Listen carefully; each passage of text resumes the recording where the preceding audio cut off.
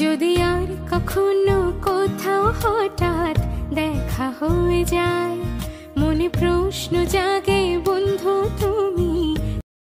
Hello guys, আজকে নতুন একটা রেসিপি নিয়ে এসেছি। অনেক সুস্বাদু, টেস্টি, রুচিশীল, আপনার মুখে রুচি বাড়াবে এই খাবারটা। এই যে দেখতে পাচ্ছেন চিংড়ি শুটকি মাছ, আমি এইটাকে ঠান্ডা পানি দিয়ে ধুয়ে পানিটা ঝরিয়ে ভালোভাবে টেলে নিয়েছি। চেপে চেপে পানিটা একদম শুকনো করে মচমচে করে নিয়েছি। নিয়ে এখানে 2-3টা পেঁয়াজ কেটে দিয়েছি, একটা রসুন, কাঁচামরিচ 7-8টা, শুকনো মরিচ 3-4টা দিয়ে ভালোভাবে সরিষার তেলে লাল লাল করে ভেজে নিয়েছি।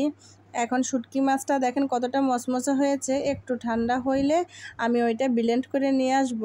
ব্লেন্ড করা হয়ে গেছে, এখন ভর্তা মাখানোর পালা। এইখানে আমি আলু ভর্তাও করেছি, আলু ভর্তাটা এখন মাখাই নিচ্ছি। আলু ভর্তাটা মাখানো হয়ে গেলে তারপরে আমি শুটকি মাছটাকে ভর্তা বানাবো, হাতে মাখিয়ে ভর্তা বানাবো। দেখতে পাচ্ছেন শুকনো মরিচ, কাঁচা মরিচ আর পেঁয়াজ রসুনটাকে তেল দিয়ে লবণ দিয়ে ভালোভাবে চটকিয়ে নিচ্ছি। চটকানো হয়ে গেলে আগে থেকে গুঁড়ো করা শুটকি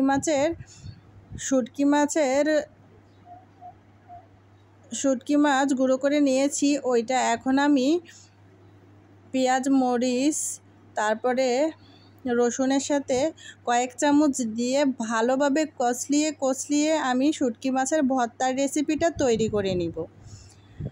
দেখতেই পাচ্ছেন অনেকটা একদম মিহি হয়ে গেছে। শুটকি মাছের কোনো পাবেন না, কাটাও পাবেন না, এতটা মিহি হয়েছে। এখন আমি ভালোভাবে কষলিয়ে মেখে শুটকি মাছটা তৈরি করে নিব। যারা আমার চ্যানেলের ভিডিওগুলো দেখেন তাদেরকে অনেক ধন্যবাদ। আশা করি আপনারা যদি আমার এই ভিডিওগুলো ফলো করেন আপনারা অনেকটা উপকৃত হবেন। আর যারা আমার চ্যানেলের ভিডিওগুলো দেখেন তাদেরকে অনেক ধন্যবাদ। লাইক, কমেন্ট, শেয়ার করে পাশে থাকবেন। বেশি বেশি করে শেয়ার করবেন, কমেন্ট করে জানাবেন নতুন নতুন রেসিপি পাওয়ার জন্য।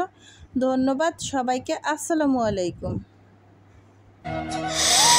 মনে করছিলাম আমি কোনো ভুল করছি, তাই তুমি আমারে ইগনোর করতেছো, কিন্তু আসলে ব্যাপারটা তা নয়।